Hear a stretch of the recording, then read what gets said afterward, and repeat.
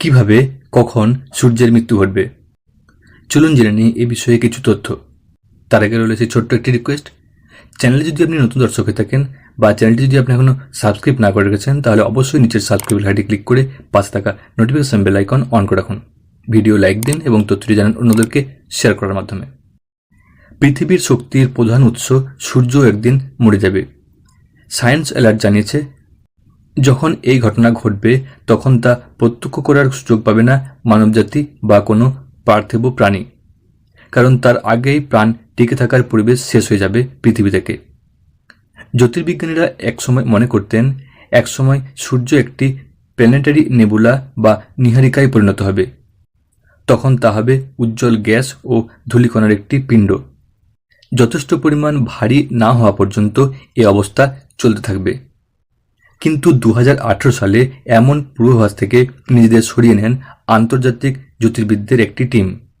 বেলজিয়ামের কেইউ লিভেন institute of অ্যাস্ট্রোনমির অধ্যাপক Lin ডেসিন বলেন, শক্তিশালী নাক্ষত্রিক ঝড়ে সূর্যের তীব্র ভর কমে যাবে।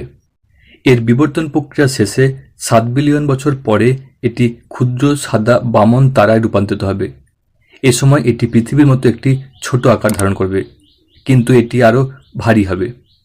এই সাদা বামন তারার 1 চা চামচ উপাদানের ভর দাঁড়াবে প্রায় 5 টন। এই রূপান্তর প্রক্রিয়ার সৌরজগতের গ্রহগুলোর উপর নাটকীয় প্রভাব ফেলবে।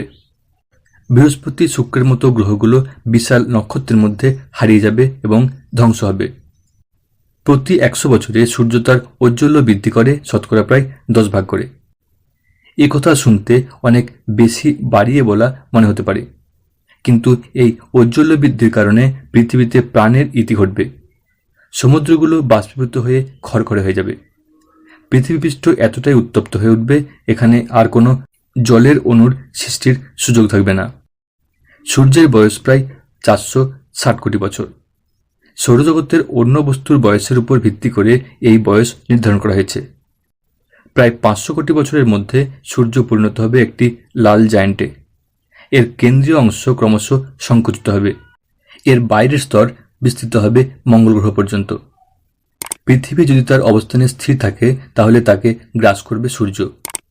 অন্যান্য নক্ষত্রের উপরও পর্যবেক্ষণের ভিত্তিতে জ্যোতির্বিদরা পূর্বাভাস দিয়েছেন যে সূর্যের মৃত্যু ঘটতে পারে আরও 1000 কোটি বছর পর।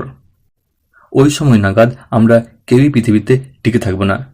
ফলে প্রায় 100 কোটি বছরের মধ্যে যদি মানবজাতি অন্য কোথাও তার স্থান খুঁজে না নেয় তাহলে সমাপ্তি ঘটবে এই জাতির তথা পৃথিবীর প্রাণের। তো প্রিয় বিজ্ঞানপ্রেমী দর্শকবৃন্দ, এ বিষয়ে আপনার কোনো মতামত থাকলে অবশ্যই তা লিখে জানান নিচের কমেন্ট বক্সে।